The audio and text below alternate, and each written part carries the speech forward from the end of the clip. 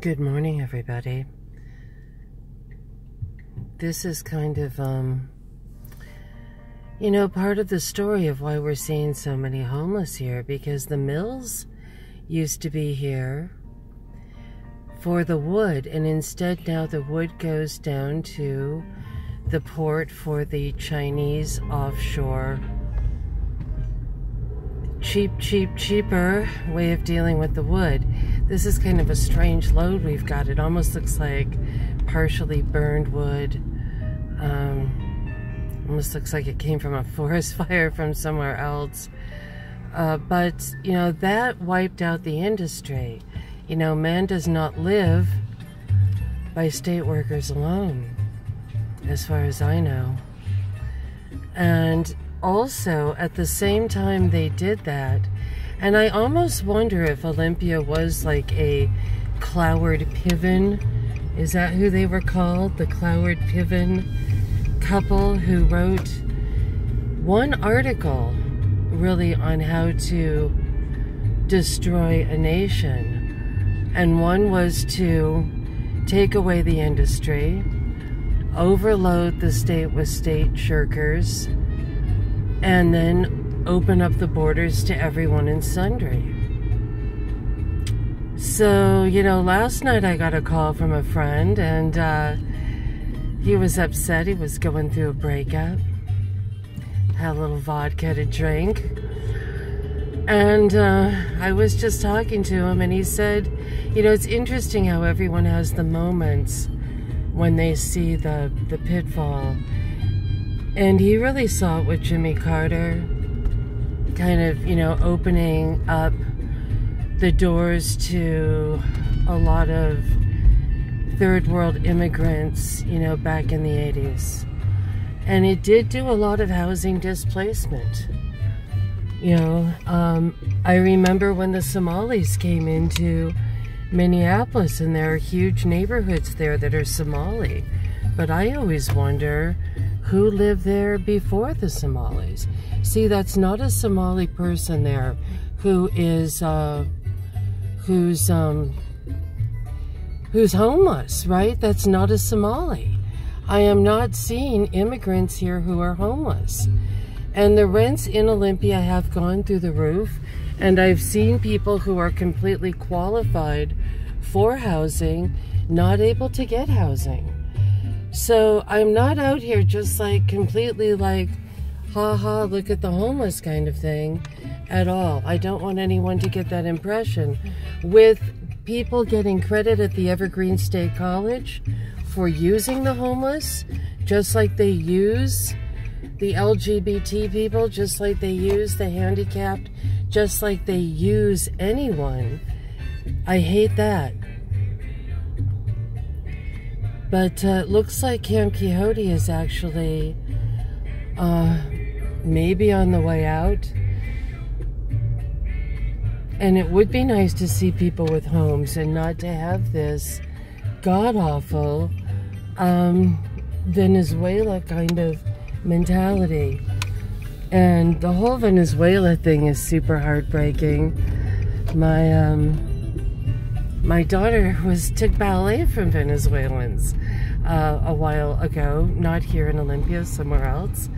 And they were the best ballet teachers on the planet.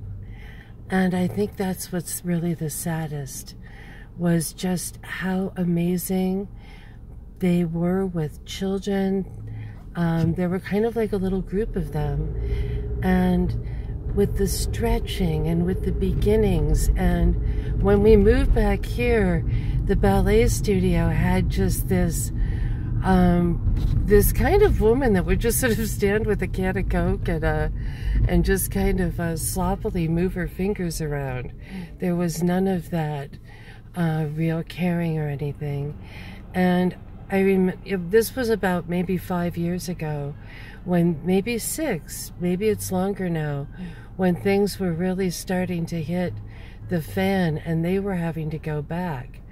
And I was just like, marry someone, do anything, to get a visa. Like, do not go back there. And it's like, wow, it's really scary when you don't hear from people again and they go somewhere that terrible. You know, so, you know, here we have someone from here who obviously is super disenfranchised. But there was more money in big refugee. And, you know, if you really want to look at the figures, they're staggering. It's almost like an occupation in itself when you look at the amount of money that people make in the industry of refugees. In fact, there's a really good website called Refugee Resettlement, but it's really painful to read because you see people making just millions of dollars, getting tax money for bringing in populations that we cannot handle, that we absolutely cannot handle, and letting our own population go almost, it seems, by design, to come in and to shut down the industry is just really unconscionable.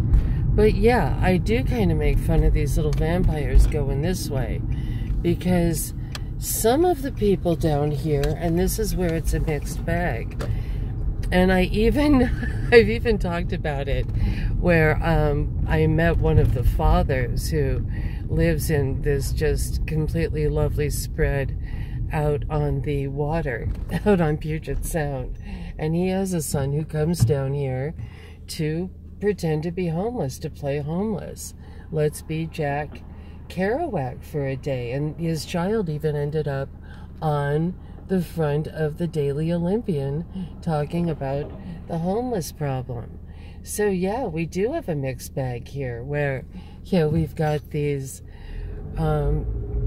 ridiculous Marxist, you know, useful idiots of Soros and that kind of thing.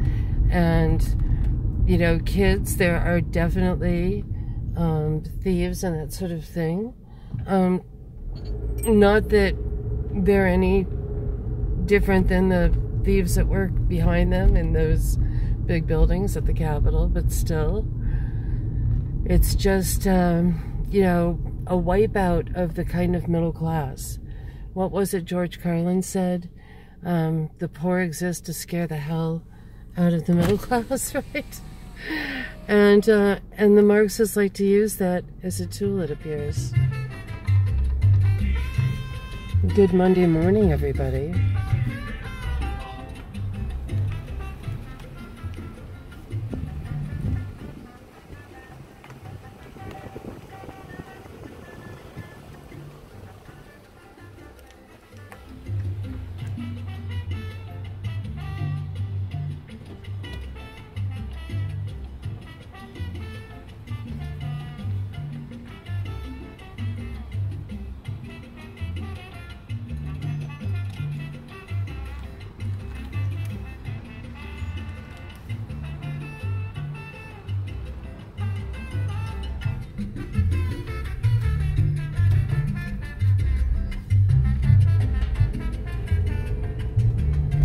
I hope you all have a great day, and I hope that things somehow work out. We definitely have to somehow remove the populations that we cannot handle, that are from other countries.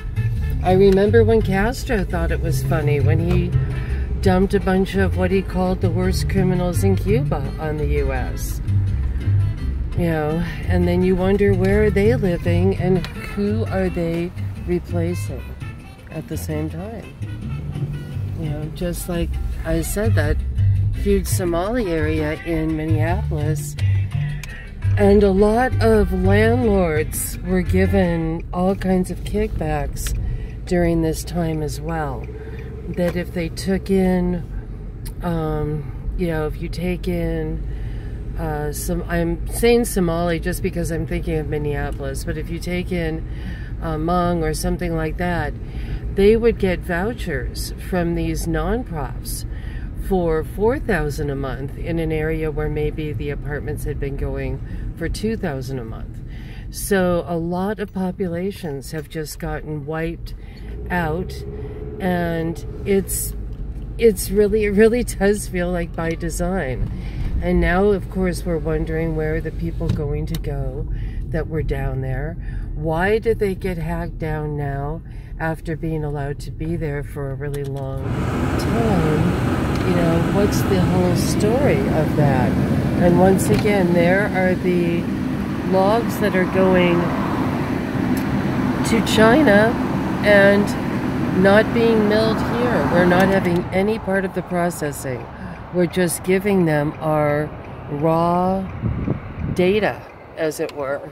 They're getting our raw data information up here at the state, you know, and why does the state only seem to hire Chinese and Pakistani? Why does it not hire its own population? That's another sort of UN takeover without the tanks that we are seeing. So, good morning, everybody. But I think I will be playing It's a White Christmas or something down there. I did see that there were more tents in front of the Salvation Army this morning and in other places. So, sorry I didn't have kind of the cameras running, as it were. But I do my best. I really do. And many, many blessings to all of you. You are fabulous and you are wonderful, and stay great.